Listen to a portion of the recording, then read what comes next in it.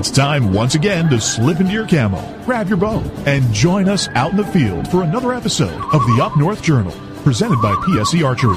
The Up North Journal crew is knocked and ready to rock for another exciting adventure. So let's step outside and hit the trail. This episode of the Up North Journal podcast is brought to you by PSE Archery, Carbon Express, Fourth Arrow Camera Arms, Wind Scent Hunting Scents, Killer Food Plots, Seeds, Supplements, and Attractants, Cabela's, Spot Shooters, Limb Walker Turkey Calls, Antler Action, Family Tradition Tree Stands, and Twisted Mind Bowstrings. And don't forget, you can catch us in syndication at 2 p.m. Eastern Time on goodtalkradio.com. Welcome back to another episode of the Up North Journal podcast, everybody. I'm host Mike Adams. Tired, wore out, snowed in. Well, you're not snowed in now. Well, I was. But we're back. You had to, it seems like every other day this week we've been snowing ourselves out, digging out. Friday today. Was horrible. Snowed again yesterday while we were gone. It snowed again this morning. So right, exactly. It's just been boom, boom, boom, boom. I think we got snow 4 out of 5 days or 5 out of 6. So, but at least we missed it yesterday. That we did. We were on the road. We took a trip.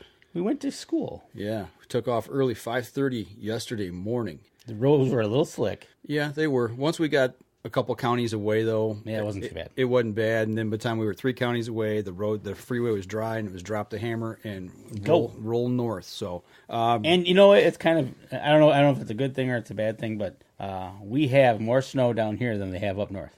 That was a good thing for us.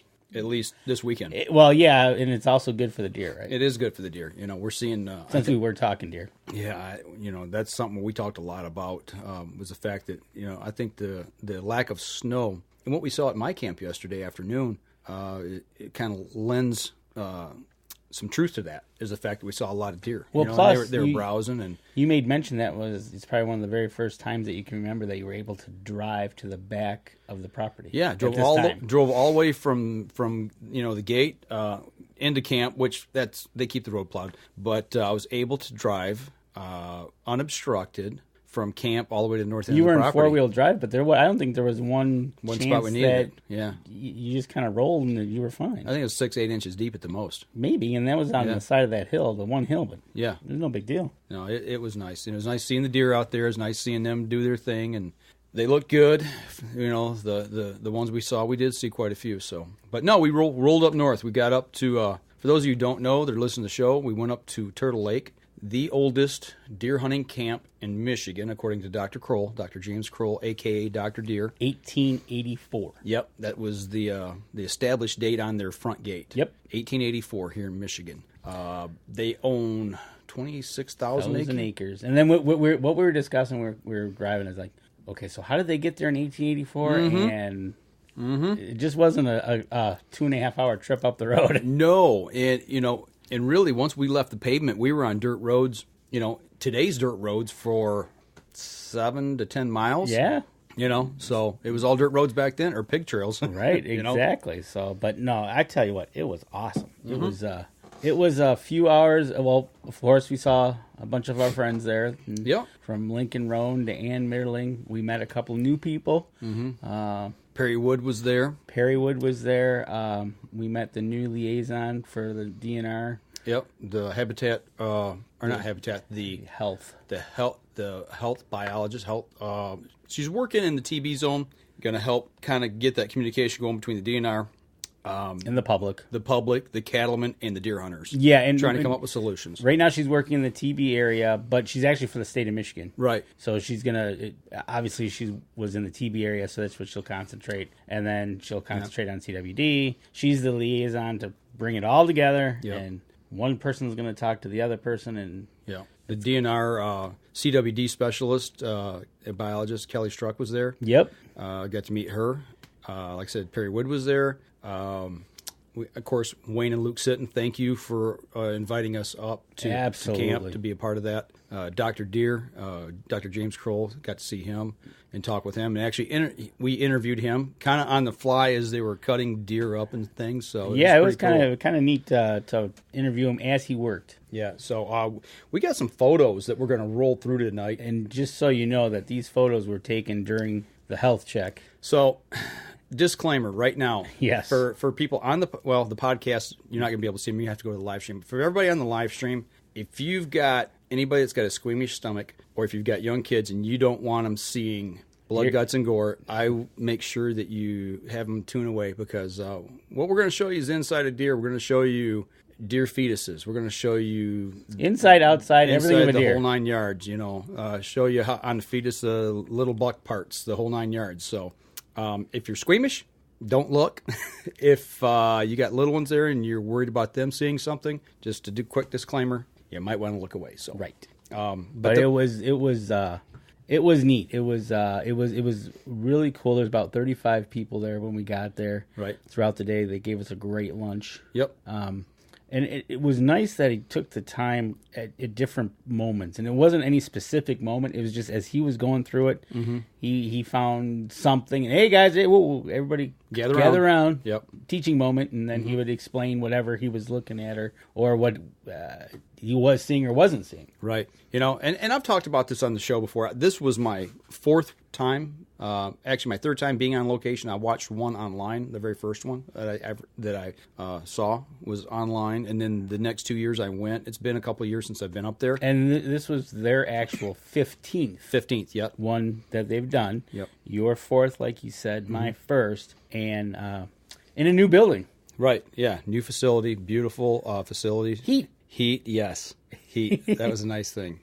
That was a lovely thing. Right. But the picture you're seeing here right now, this is where they bring them into the back door of the shop, and they're weighing them. You can see the kind of the edge of a front loader there. They got up in the air with a scale. You can see the little red thing above the deer there. That's the actual digital scale. It's kind of becoming a game for everybody as they're weighing them, what they were. Yeah, they guessed what it was. And just so everybody knew, what they did was they had sharpshooters, people that were picked to go out, handpicked, and go do the shooting. Yes. So they were out with snowmobiles, vehicles, out on the property, shooting.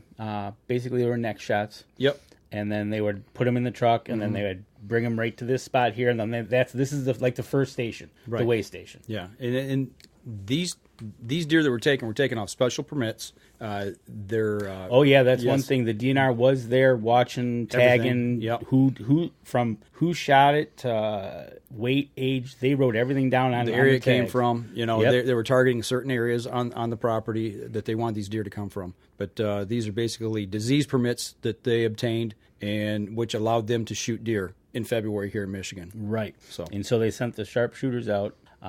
And they had to be on a list of names, so not just anybody could willy-nilly go out and shoot. And they started when we got there, there was already 2 in, but then soon after we got there, they started rolling in. And as you can see with the picture on the screen here, that they started weighing them. And that was kind of fun. They were people guessed. Oh, yeah, it was kind of fun, guessing, and because they weighed them fully intact. Yes. They've had the air let out of them. They brought them in, put them on the scale before the guts came out of them. It's basically dead weight, live weight. They're not field dressed. Average weight was probably 140 to 150. Yeah, we had a couple 160s. 160s. Yeah. And we had on the light side, too. So they're going for different across the age structure as well. Right, and we've talked about that here on the show. And actually, the interview we did with Dr. James Kroll, it was video. So we're going to put that together and put that out at a later time. But it basically goes through and explains a lot of the things that we've talked about over the years here about choosing the right deer to shoot, or whether they're bucks or does, age class, and why. Yeah, and he goes through all that. So, and he even touches the subject of disease. Yes, he does. So, but that is you may or may not agree with it, but that was a great interview. That kind of surprised us how we ran the interview, but. Yeah, we adapted and did well. Right. So then after they weighed them, they brought them in. This is cool. They had their own little gutting table station, which was really cool because that's when Wayne was doing the kind of the main gutting, and then they had some DNR guys helping out, doing other aspects from blood samples to pulling a gland to opening them up. Yeah, and when they had them there on the table, as you can see in the photo there, we're seeing the butt end, obviously. On the head end, they would take and they would cut the deer's right front leg off. Yes. And they would take a sample of bone marrow out. And what they're doing there is they're looking to see how the deer is at this point in time. If it's stressed. If it's stressed or not. Yeah. And if you've got, he explained that if the marrow is not white, that if it's kind of pink and runny, and a little bit bloody, that the deer is stressed. You know, it's having some trouble getting through the winter. Yep. You know, another leading indicator is kidney fat. They do a kidney fat index. Fat stores around the kidney area. And if there's a good amount of fat, they're doing really well. And if there's not, then they're in trouble. So those are some of the things. And I don't know if you got a picture of that, but you'll see as we talk, there's an interesting fact that happened during this whole day. That was kind of interesting. But there you go. In this picture, you got Wayne. Wayne would just go ahead and... Now I know what you use a pair of loppers for. Yeah, you break with the pelvic cavity open. Right. You know, and once they had them up there on the table, they after they got done opening them up, they get a blood sample real quick. And like I said, do that bone marrow check. They cut the front head off, send it over to another table. Yep, table over in the corner. They were doing the TB check. Yep, and we'll show you a photo of that here later. But then they would take and they would tie off the esophagus. Wayne was on the back end. He was cutting the butt area out for the colon area, and they would grab the esophagus and the colon, pull them up together, and hold them. And one guy would cut all the connective tissue out from front to back, and they would pick the whole gut pile up, which you can see here in this photo, and they would take it over they'd slide it right down the table. They'd just slide it out of the deer onto the table. Yep, and they would then start to dissect it, right. And as you can see in the picture here, in the main part of the picture is the guts and everything, but on the lower side is the uterus. Yep, and that's where they'd take the fetuses out. They would take the ovaries, remove the ovaries, and they would check those. There's a way they can check them to see how many times that she's been bred. Yep, it would leave a little scar on the ovary, and they would take those and keep those to test later on. What they did with them once they get back to the lab, I don't know. But well, they said they were going to take the ovaries, they were going to freeze them. Well, they're going to send them back to the lab, and then they were going to do that slicing thing. They were going to slice them, put them under a microscope. Yep. They're going to do a little bit more tests with the blood, and some of the things they had to take it back to the lab. Yeah, and you can see some of like the tissue there on top. He called it the mezzanine fat. Yes, around the gut sac. That was really cool that they were watching. Shasta, who was taking all the information down at the computer, as they were starting the process, each person had something they were checking, and like Wayne would call out like the fat. Is it good? Is it low? Is it medium? And that was one of the dead giveaways of being a healthy. Was that fatty tissue was more around in that membrane. Right. So that was kind of cool. Yep. So it, kind of going down the line here, we'll just keep popping some pictures up here. One good thing, you talked about the teaching moments. And I want to cover this, and then we'll go to our first break. But this was cool. He talked about the stomach, the 4-chamber stomach. You know, it's got the rumen, the mesum, the omasum, the abomasum, and I can't remember, what was it, the reticulum. Yes. It was the rumen, the reticulum, the omasum, and the abomasum. And they went and got a stomach from one of the deer. This is the inside. They cleaned it out, and then he flipped it inside out, and then he proceeded to explain what each chamber did and why the deer, how they ingest food, then they go sit and they rechew food, and it just how it all worked, and that was really cool. And he took some time to explain all that and explain what happens when they get acidosis. Yes, and I think CWD was another one. Was it CWD or was it EHD? Yes, EHD. What was interesting, and I'm just going to give you a tease on this. He talked about them eating too much of the wrong thing at the wrong time of the year, and what it can do to your deer herd. Yes. And that's I'm not going to give it away because I want you guys to come back and watch the video later on when we post that. It was really interesting of listening to the information he had on that. So, but I tell you what we're going to do right now is we're going to step outside and take our first break, and we will continue this conversation when we come back. All right, let's do it. PSE Archery has always dominated the speed category. Now, the most revolutionary cam system ever to hit the market has perfected the shooting experience. Introducing PSE's Evolve Cam System, featuring extremely high let-off capabilities and the smoothest draw cycle in history. No other cam system has ever delivered this level of total comfort and total control. Experience PSE. Experience performance. Killer Food Plots have been helping property owners for over 20 years create premier whitetail habitat. Whether replenishing your soil with their all-natural Organics Fusion pellets or planting a premier KFP food plot seed blend to help your deer rebuild their bodies through spring and summer while supplying the much-needed high energy during and after the rut, you can trust that Killer Food Plots family and their products will help your deer achieve their full potential.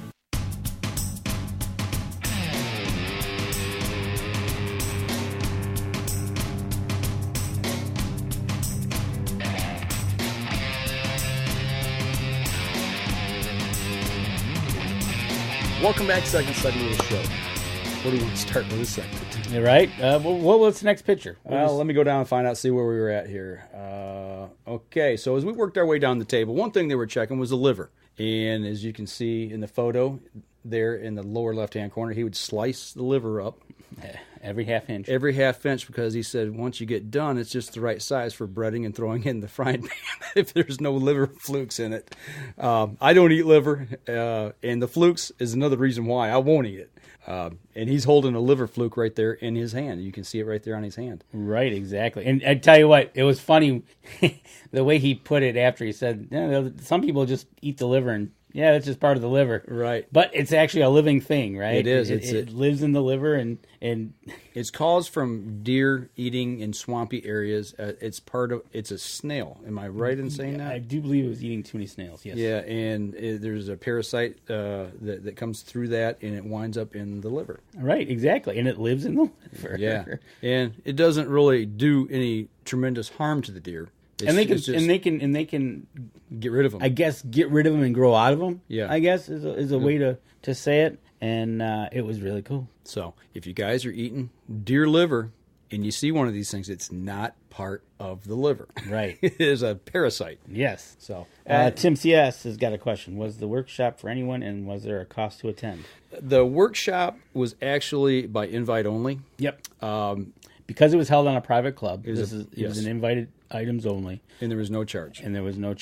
But because this club's been doing it for the 15th year, they hired Dr. Deer to come and do their thing. It was just that we were invited. Yes. Being that we're one of the clubs that were around the area and doing the podcast and doing the live stream, we're trying to help get the education part of deer management out. Yes, and that's we talked about that at length there. Shout out to Anna Mitterling. Mm-hmm. She was like a kid at Christmas, seeing all her co-op friends there. Yeah, it was pretty funny. Yeah, but and like you said here, getting the word out about the health of deer.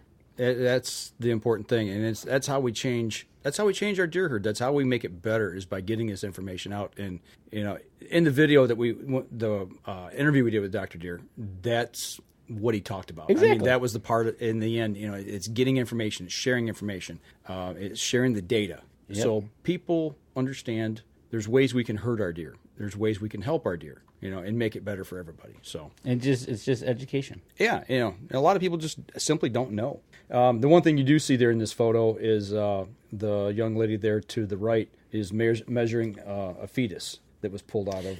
Now this is a cool factor. Okay, now, guys and gals, we talked about the pictures. Here we go. We're going to put up a picture of a fetus that was pulled out and laying on the table, and plus one that's being measured. So, right, it is what it is. It is. And here's a cool thing about science and what Dr. Deer they've done is they've developed a scale that you see in the bottom where she's got her hands. She's putting the fetus on a scale. Mm-hmm. And she's measuring that scale. Mm-hmm. And she's measuring the fetus. Well, she's measuring the fetus on the scale, right? Look, I'm so excited. I understand. But then whatever it measures out to be, 65, 89, 90. That number correlates to a day. They walk backwards, and then he can tell you the day that deer was bred with this fetus. Yeah, there's a formula on the back of it, and he kind of explains that at some point during the day. But basically what they're doing is this gives you an indication of the deer that they bring in, the does they bring in, is, okay, we're measuring all these fetuses, and we know within 24 hours of when conception was. So at that point, you can see how tight the rut is. Now, this was another factor is if it was carrying two, mm-hmm. they could be bred at different times. Absolutely. Yeah. You'll see one that measures one day and one measures another day or maybe another day. Right. And that was cool because it was one of these that was like at 90 and like 86. There was like a 3 or 4 day difference. Mm-hmm. And that correlated back to like November 11th and like the 16th. You know, it was just like, wow, that's really cool. So when your buck breeds a doe, it's not always...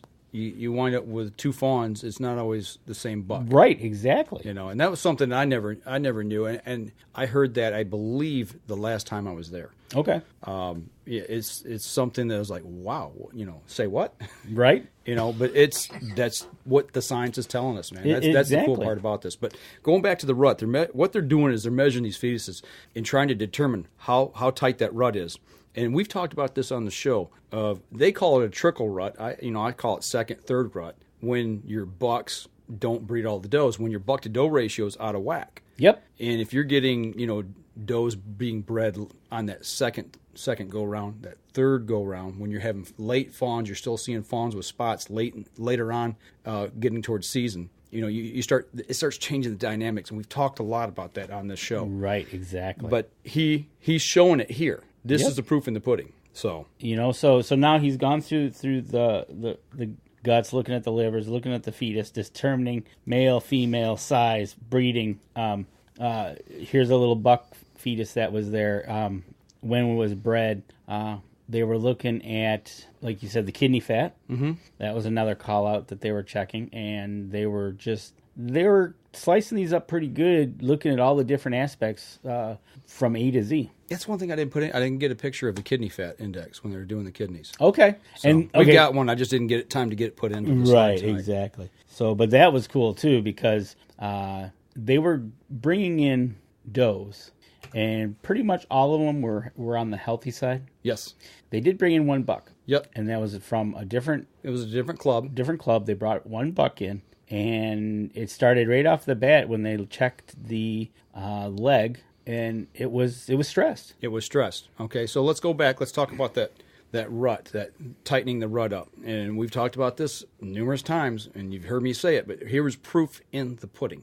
When you get what they call the trickle rut, I call second, third rut, when it extends over a period of time, and you've got breeder bucks that are chasing does, and they're chasing them for that second, that third time. They don't get time to recoup. They're burning body fat. They're burning energy. All they're doing is chasing does and breeding. That's their thing. That's their thing. And it was a 2.5-year-old deer, a young deer. Yeah. And it proved out just about everything that he said from looking at the leg for the bone marrow to the kidney fat. Yeah, it had very little fat. And he said he stopped everybody. Said, "Hold on, here, look, guys. What have we learned today?" Yep, and go right back to it. Most of the does were coming in. It was almost like looking at a white softball around a kidney. Yeah, and then when he pulled up the buck's kidneys, it was like shriveled up. Mm-hmm. It was starting to wear down, and that was the buck. And he said most likely the buck would have made it. Mm-hmm.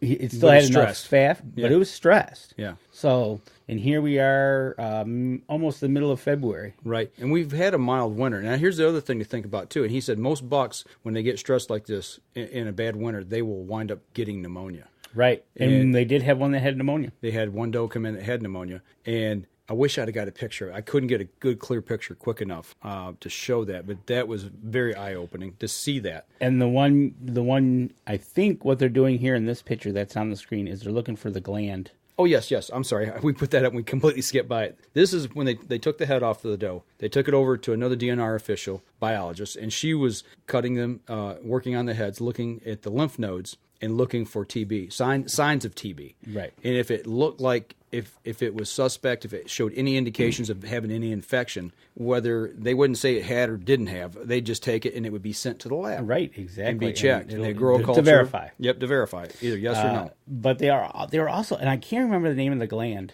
that they were pulling out of the deer. Here? The growth gland. Oh, the thalamus. Was it the thalamus or the thymus? Or the thymus? Gabby, you remember? Thymus. Okay. And that was an interesting thing he said, because he pulled it out of the buck and they showed it. He goes, we should not be able to find this. Right. It should be, we shouldn't be able to find it, but because this buck is stressed, it's enlarged, we can find it. Right. So But yeah, here, this was on right down below the ear is where one of the lymph nodes they check. Then they turn the head over and they check underneath the jaw area. There's several there that they check as well. So just another way that they're checking for TB or infection. And speaking of that, I want to go somewhere kind of off site here for just a second because I started talking to this lady about TB. And if you remember, we had a case here in southern Michigan, in Oakland County, and this deer, they showed pictures of this thing it was infected. It was nasty. It looked very, very TB. Yeah, and this report came out from the DNR, a press release saying that it was suspect. Well, the media just ran with it. And I saw it, and I was like, oh my gosh. We talked about it on the show, if I remember right. Just south of us, right? Right. Well, I asked her, I said, what about the deer from Oakland County? And she said that deer did not have TB. It was not TB. It had something else. She confirmed that it was not TB. It come back negative for TB. And I said, so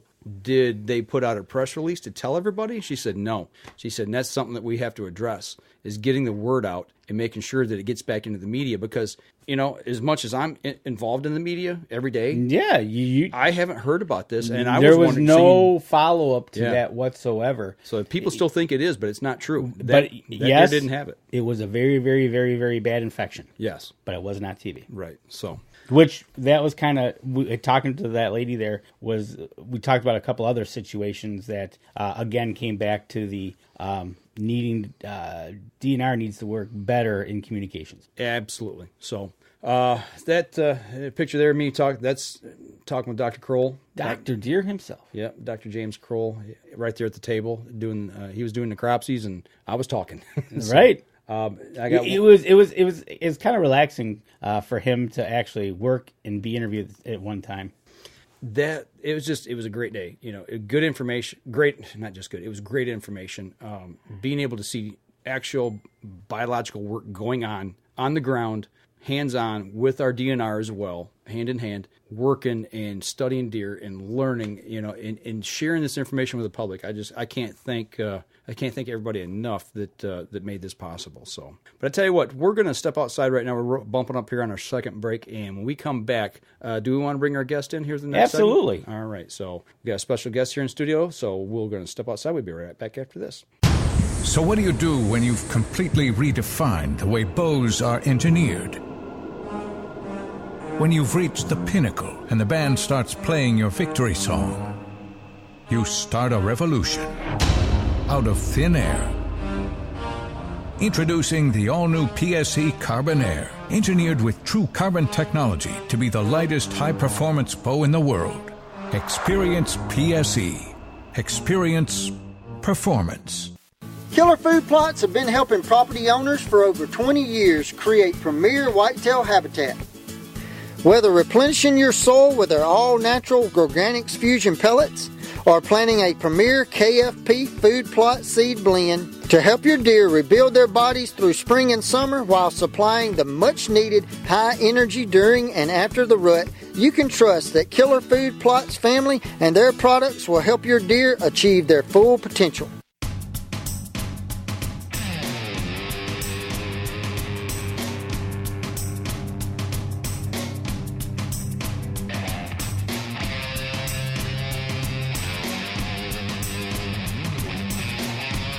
Welcome back, everybody. Third segment of the show. Almost said second. Can't count it.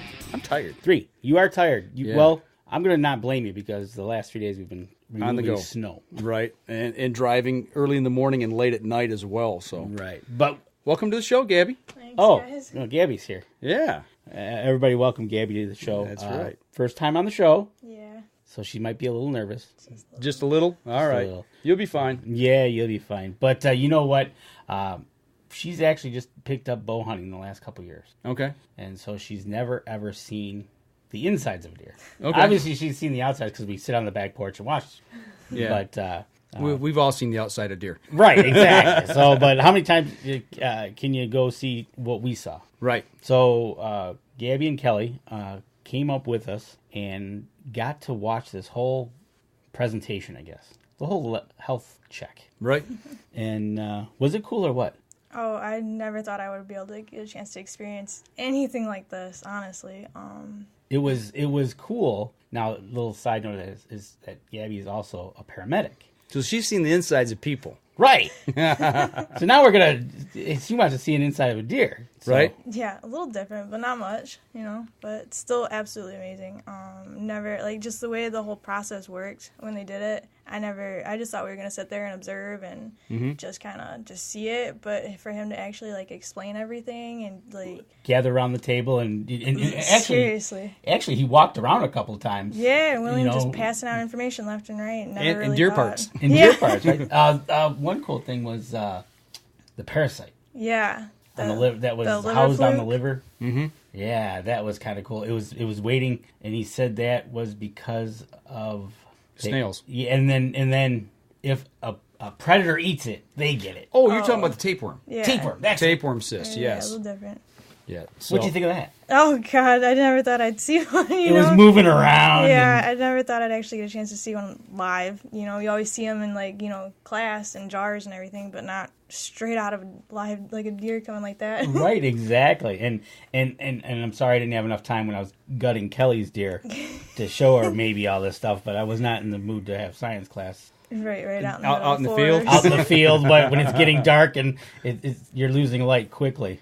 Absolutely. So, but what out of all that, start when you got there. What was like the cool factor for you? What was the coolest part?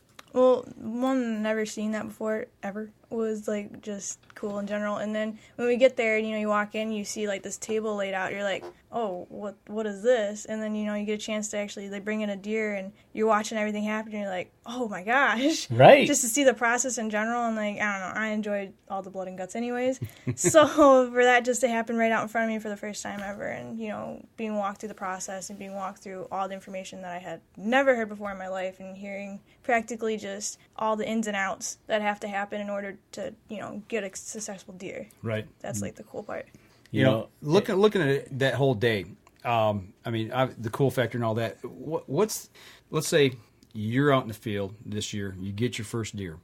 What do you think is going to come back into your mind that you're going to remember from yesterday? And no, I'm not going to gut it for you. So let's just get over that right now. Well, kind of learning basically how to gut a deer, never seen that ever before. And, seeing just like, they were shooting them out left and right. And, kind of pick up some techniques on that. And I guess, that was pretty much it. And just, learning all about the different ins and outs of the deer itself was, like, the coolest part. And something I'll take away from it, for sure. And what not to cut. Yeah, what not to cut. Right. And he managed every time not to do it unless he did it purposely. Yeah, that's the one thing. All the deer that came through, it didn't stink in there. It didn't. No. It didn't. You can smell deer. Okay. You could smell that wonderful the inside scent. But it wasn't like gut sack. No, absolutely no. It was not. It was just that warm inside smell. The warm, yeah. But then they would open the door to bring, and it would like refresh the air. Yeah. So it's like no big deal. Right. So and then Dave Cadman here on is actually saying hopefully someone was passing out back straps. I wish. That was mentioned as they were. Somebody asked the one guy. He goes, while you're cutting everything out, you want to just cut the back straps? Right. But actually, these deer are donated. They're donated to the food pantries in the area. They have already donated 2,500 pounds this year from camp. And that's where these were going to go as well. So nothing goes to waste. It doesn't go to waste. It's a lot of the parts they were collecting things and they take back to the lab to use later. But the meat actually would go and it would help people who are less fortunate. So right, exactly. So it was a win-win-win the whole way around. Yeah, it was educational. It was giving meat to the needy, and it was very cool. One question Gabby did have that was I didn't know, so we had to ask the expert, was after the deer is shot, how long do the fetuses live? Okay. And I said, well, let's go ask Dr. Deer, because I have no idea. And we caught him when he was sitting down. And so what did he say when we asked him that? He said, it all depends on how far along the fetus is, but it normally doesn't last too long, obviously, because once blood supply is kind of cut off, it kind of doesn't have much to live off of. Right. But it kind of really depended on how far developed they were. Okay. But it wouldn't take long after. And in this instance, what we were dealing with, he said it was just a quick. couple minutes. Yeah. By the time they typically get them back, it's over. He said out of the thousands that he's done, maybe 1 or 2. But obviously, as the fetuses get older and bigger, then they would live longer. Right. But right now, they're not living but a minute or 2. Okay. Okay. Well, that's good to know. Well, it was kind of was just one of those things you don't think about all the time. Yeah, No. and they started throwing the fetuses out there. I'm like, and then she asked it, and I'm like, well, that's a good question. Well, you come over and you ask me, and like, well, I looked at you, and I'm like, I don't know. I said, go ask him. Ask the expert. Yeah, ask the expert. Ask the man who knows. So, it, and that's what was good about that whole day was the fact that you could take and ask just about any question, and he had an answer for you. I mean, this guy's done thousands of these things. Thousands. Yeah, you could just tell based on how he was talking, all the information he had. It was insane how much he knew. Yep. Like you said, he's probably forgotten more than I'll ever know. Right. Yeah. So. No, that was just awesome, and so glad that we could take you guys. Oh, absolutely. And see that, because it's not every day you get to have it put out in an assembly line fashion for you. No. And explained, and have somebody willing to sit there and take the time to explain it. And I think that's, like I said, in the interview I did with him, he explained it at the end, that's where everything's kind of trending now, and it's turning, is the fact, back in the day, you had your professors that study things, or, biologists that study things, and then if you got lucky enough to be able to talk to one, they would talk in a way you really didn't understand what they were saying. And he's talking now. He said, this is what we need to do. We need to be able to take the information that we're getting and the things we're studying and pass that information along to the general public and the people that are out there in the woods, so they can be better informed of how to manage their deer herd in their habitat. And I think with Gabby and Kelly here, it's kind of more of when we're out in the woods, it's more of an educational thing than just sit here and shoot. Right. Absolutely, because from an outside perspective and never really being in this, I mean, that's all I knew was you see a deer and you shoot it, and not all the things building up on how to get that deer there and how to get a healthy deer in front of you type aspect. So now I took that away from that, and it's pretty cool to see that. And that's kind of how it's actually changing like that. And I know you and I are more into the educational part, which that's happening. But yeah, it's like when we go out, it's more of a teaching thing that we do than. Sure, I wanted to shoot one. Right. But how did you set up? How did you get there? Why is the deer doing that? Why is the deer eating that?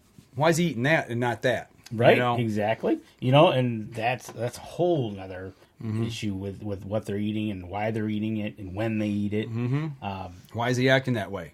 Or why is she acting that way? Why do we not have enough young buck fawns around? Why are we seeing less buck fawns? And we're seeing more doe fawns. Right. Well, there's a reason for that, and now we know the answers. So, why do we have so many buck fawns around? More bucks fawns than doe fawns. There's a reason in the way things work in nature. Exactly. And if we can help guide that to get it to the way it's supposed to be, naturally. Because if not, Mother Nature's going to take care of it herself. Mother Nature has a cruel way of doing it. Yeah. So why not do the best we can do for what our animals need? And I think this part of the education is teaching about it's almost kind of like people, and Dr. Deere said it. We're going to have to live with the disease. Yeah. We're not going to get rid of it. Right. Whether it be TB, CWD, EHD, pick one. Yeah. We're not going to be able to get rid of it. Manage it. We're going to have to manage it. Yeah, and manage our way around This it. is the best way to manage it, he thinks. And he's like a lot of things he did say. And if you remember that he said, if he said something, and we got the scientific data to back that up. Mm-hmm. Oh, we got the scientific data to back that up. Right. Yeah. Because some of the things are controversial. Some you think? Some of the things, and at one point during the interview, when I kind of got done, is like, well, is there anything else you'd like to talk about? And he's like, well, he says, do you want to ask the loaded question? Right. Which I thought it was kind of funny because I shut off the record and I'm listening to you guys talking. I'm like, yeah. Uh-oh, this is going to go somewhere. Yeah. And then he, and I kind of looked at him. I go, which is? And he goes, CWD. I said, do you want to go there? He goes, yeah, let's go there. I said, okay, let's go there. And we started talking about it. So, because it affects all of us here in this state right now. It affects people around the Lansing area a whole lot more than it affects you and me. That's right. The people that hunt there. But Anna Middling, right? Exactly, yeah. She's in the core area. So, you know, those people have a deeply vested interest. We've got a vested interest, but they've got, I mean, it's in their back door. Yeah, it is. So, you know, everybody's got an idea. Well, you know, it's either this or it's that. We need to do this or we need to do that. Well, wait a minute. You want to come in and do what? And, you know, it's kind of everywhere right now, and everybody's waiting for that magic bullet, so to speak, to fix it. You know, and there is none. Yeah, they don't know. So how do we work with that? And he kind of explained some of that. He did. He explained it, and then you may or may not agree with it, right? And then we're here doing at this health check, and what happens? But a representative shows up. I want to save that for the last second. Well, no, I'm just teasing because all right. Lincoln Roan, who was there from Let 'Em Go, Let 'Em Grow, he was just in awe as well. He was running around with his phone live streaming everything. Yeah. You know, but then he walks over and says, "Hey, I have a representative here," and is like, you know, here we are. Right. You know, we're all learning. He wanted to learn too. Absolutely, it's the first time he'd been there. Right. Yeah. So you got a guy from the 105th district, Tristan Kroll, coming to a health check, learning, who actually is back in Lansing. Right. So that was cool. And then, you know, before we got to him, we had a great lunch. Right. Yeah. She liked the chili. Chili was good. Yeah. I liked the clam chowder. Clam chowder was good. It was all good. The whole day was good. It was. Yeah, absolutely. So, well, I'll tell you what, we're going to step outside. We're going to take our last break. We come back. We'll kind of wrap things up a little bit. We'll talk a little bit about meeting state rep, Tristan Kroll, and talk about when we stopped over at our property and checked on our logging project. Yep. So we're going to step outside. We'll be right back after this. I shoot PSE because I like one pin to 40 yards. I shoot PSE for the perfect combination of feel and performance. I shoot PSE because you can shoot lighter poundage and increase arrow speed. I shoot PSE for the fastest bows on the planet. I shoot PSE because my livelihood depends on my bow. I shoot PSE because better engineering makes a better bow. I shoot PSE. I shoot PSE. I shoot PSE. I shoot PSE. Experience PSE. Experience performance. Killer Food Plots have been helping property owners for over 20 years create premier whitetail habitat. Whether replenishing your soil with their all-natural Organics Fusion pellets or planting a premier KFP food plot seed blend to help your deer rebuild their bodies through spring and summer while supplying the much-needed high energy during and after the rut, you can trust that Killer Food Plots family and their products will help your deer achieve their full potential.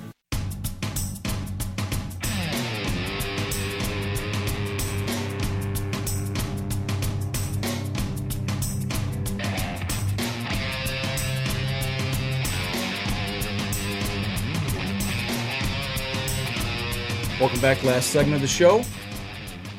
451, almost in the books. Yes. Before we get to the end of the show, talk about our contest. Oh, yes. Ladies and gentlemen, you're watching us on Facebook. You better be liking and sharing us because we're running a contest. It started last week, but we're only talking about it here on the live show. And you're hearing it on the podcast, but you have to come to the live show to enter. Exactly. So what you need to do is you need to come back here to the live show, which you're watching, or you're listening to the podcast, come to the live show.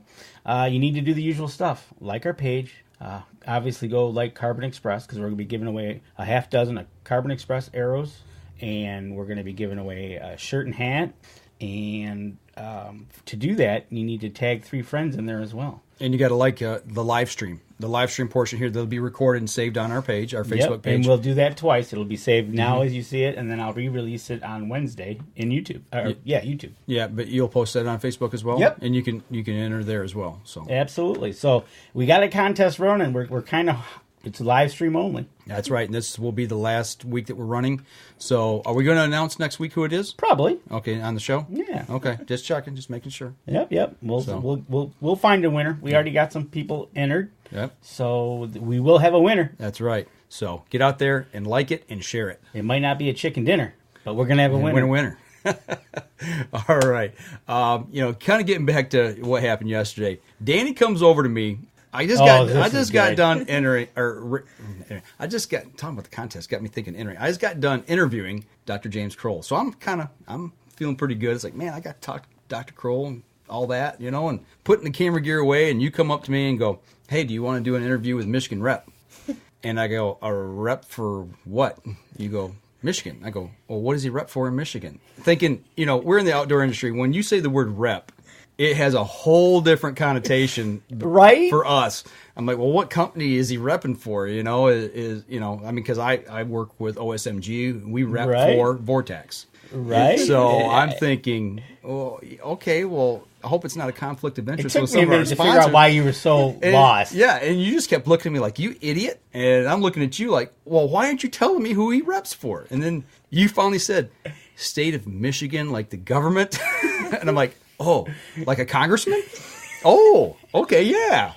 So, yeah, I was like, right over my head. So that was pretty funny. But, yeah, we got to meet Tristan Kroll, 105th State Rep. Which is the... Up in the area of the APRs. Yes, Northwest 12, in that area. Up in that general area. And he is on the Sportsman's Caucus for the state of Michigan. And I didn't know there was a Sportsman's Caucus. And he sits on that... he's a chairman. He's the co-chair. Co-chair, and in the House of Reps, there's a co-chair from the Republicans and one from the Democrats. Yep. And then there's a co-chair from the Senate for the Republicans and the Democrats. So there's 4 people that sit on the caucus for the state or for the sportsmen of Michigan. Right, and he went on to explain.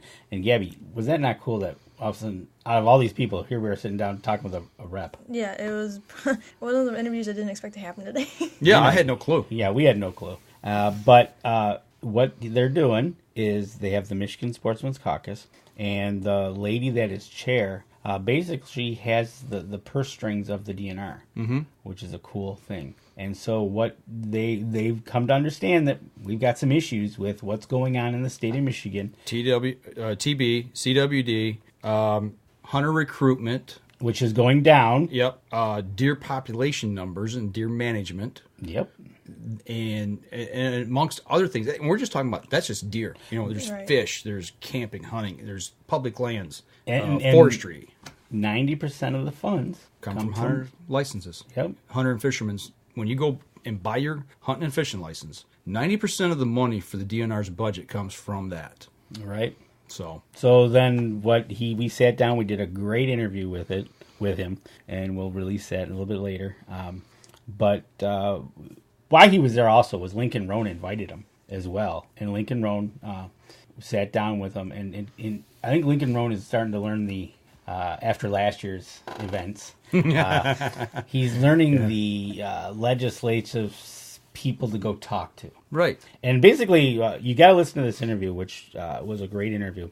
But I want to tell you right now, people, he even said, please send us an email. Yep. We do read them all. And we do want to hear whether it be a good experience, a bad experience, of something about the outdoors that you want to tell them. They will listen. So an email does work, whether it's good or bad. Right. If you had success, send them a picture of your kid and you and the deer that your kid shot or you shot, or the fish you caught, camping on state land somewhere, wading a stream, whatever. And then again, listen to the interview, because Tristan, his background is just not, hey, I'm Joe Politic. No, he didn't start out there. Nope. He started off with his dad, and then he got a job at the sanctuary being a guide, and then he's been in the outdoors. He now owns a farm. So he's not just a career person. No, he's not a career politician by any stretch of the imagination. He puts his hunting boots on one at a time, just like we do. So right, exactly. He's got a vested interest. And what the biggest thing I got out of the interview from him was, okay, he's on a conservative, but he's reaching down state. Don't take that the wrong way. He's reaching downstate to the inner cities and getting a hold of representatives in that area and bringing them up north for outdoor experiences and showing them this is what Michigan has to offer. This is why we care so much about this. This is why we're so passionate, and we want this to be a playground for everybody to enjoy. It's a treasure for us. He made one of the best comments was, you hear everybody wants to go to Ohio to hunt. Yeah. He wants to hear, I want to go to Michigan to hunt. Exactly. Why not? We've talked about that I don't know how many times on this show. People are leaving to go other places to hunt. If we get them back here, it's going to bring revenue in. Well, revenue is going to make people want to buy land here. It's going to raise our tax base up, because land's going to be more valuable when it's a commodity that people want. Right. Tax base means these other little towns and villages finally get some money infused back into them to put infrastructure in or help our school systems, you know, or other projects that are needed in these communities. So exactly, it's a win-win-win, you know. So and just like the experiences with Kelly and Gabby, we go out, we have the experience, and so they have something to remember whatever we did by. Mm-hmm. Just like he's doing with those people, from whether it be from Jackson, Detroit, wherever he grabs whatever he does with them, takes them out. Mm-hmm. I guess he's going to be crawling in a bear den next month or something like that. Yeah, I'd like to go. Well, yeah, me too. Take me. Right? So, you know, and I think that's great, you know, Kelly and Gabby being in their early 20s, seeing that the representatives are out there and care. Absolutely. I've never, to hear a state representative come in and talk to you guys like that, mm-hmm. and just seeing the passion in the conversation was something I never thought, you know, you just don't see. So to see that was pretty cool and just super exciting. It is, you know, and for people of your age, you know, I wish I could have experienced something like that when I was that age, you know. Back when I was in my 20s, you know, I was getting out of college. I was getting back into the woods with my dad, you know, but it was, you know, you go out and sit in the snow, shoot a deer, bring it home, throw it in the freezer. You know, it was just there. I don't want to say it was mundane, and I don't want to take away from those experiences, but it wasn't. I wish it was more robust and like what we do now with our families. It's gotten to be so much more than that. Yeah, it goes a lot deeper. It's like when Kelly went in October, it wasn't just we went up there, got out there, shot a deer, that was it. It was there more to it. Right. When we take Gabby with us and she goes out there, there's more to it. Yep. And I don't want, like I said, I don't want to take away from my experiences when I was younger.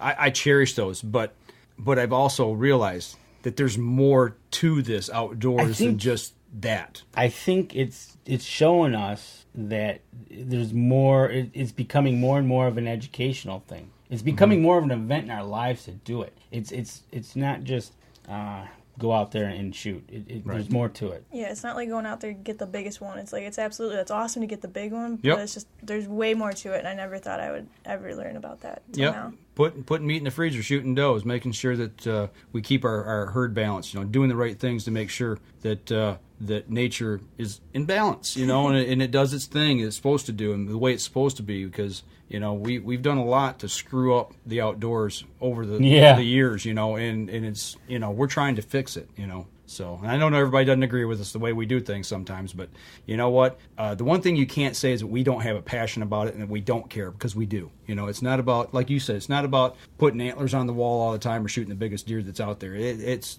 to me, I'm trying to take care of the resources we got. So speaking of, right, exactly. And speaking of resources, we made a quick trip to your cabin to look at your logging project. Yes, we did. We busted over there. I think that's the shortest amount of time I've actually spent on the property. So and basically, you drove it. Yeah, I just noticed. Okay, you answered Tim's question. I was going to say, Tim, we're going to answer that in a minute, but you took care of that. I got it. Yeah, we went over, checked out our latest logging project, and once again, when I drive onto the property and I know as we're coming up to it, I'm like, I wonder what it's going to look like, and you kind of like cringe a little bit, and then you look at it and go, wow, that changed.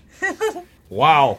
That you know, and it's a shock to the system compared to what you are used to seeing, but I got really excited because I know what it's going to do and what it's going to become. And Gabby was the same way when she saw our property. Oh my gosh! You're like, what did you do? Well, yeah, you see it for the first time. You see like all these trees. You come back and it's like, oh my god. Mm-hmm.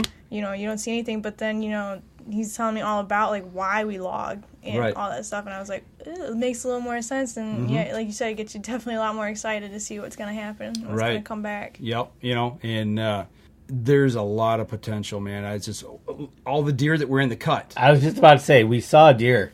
I mean, you couldn't get more excited. And the most important thing now is because the way they cut it, you could see the deer. Yeah, absolutely. Absolutely. You know, they didn't leave a bunch of slash down. I mean, they cleaned up real nice. We chipped everything. Anything that was left over.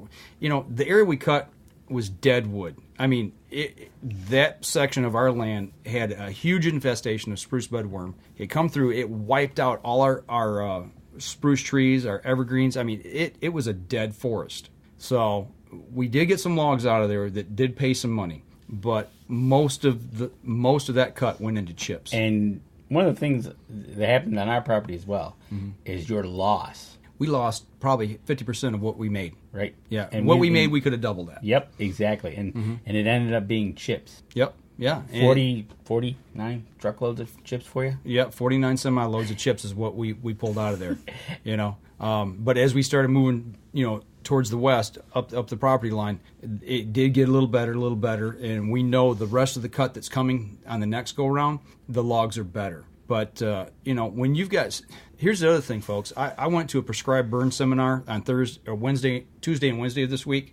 I spent 2 days in Battle Creek, Michigan, down on Fort Custer at the Army base. Yeah, they let me out. They didn't throw me in the brig. Oh, but I learned so much about prescribed fire on the ground and using it to change the landscape and bolster your habitat to get it to regenerate. And if you've got standing dead wood, like what we had, a forest fire comes through there, it's going to burn everything in sight, number one. Secondly, it's going to burn so hot that it's going to sterilize the soil and nothing is going to grow. And why take that chance? Number one, it's dead wood. Why are deer going to go into that forest when there's nothing there to eat? Right. Do you go to a closed-down restaurant and knock on the door and sit there and wait for them to feed you? Or do you go to a restaurant that's got food? We went to the lunchbox. It had food. It had food. It was good food. Good food. But you're right, and that's the thing, right? So you got the initial shock. Mm-hmm. Yeah, it is a shock, and but you see it. So probably see it in the fall. It'll start to look different. It's going to look it's going to look different, all right, in the spring. but no, the areas we've already logged, like 2 years ago, we're starting to see some regen already. You give it 3 to 4 years, and you're going to see a noticeable change. I took you to the north end of our property. Yes. And I showed you, we drove through that section that had been logged about 10, 15 years ago. You know, trees were what, 15, 20 foot tall? Right. And it was thick. Thick. Yeah. And there was lots of tracks through them. Yeah. So, you know, it's going to come back. It takes time. But now that we're in this rotation of management, once we get everything kind of done and we start this rotational. Well, and that's what, going back to quickly referencing Dr. Deere, about their wintering food programs.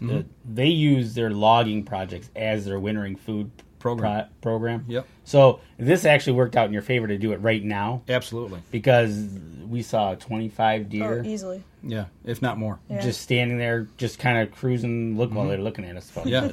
We were interrupting their dinner, I think. Right. So, no, I'm really excited about it.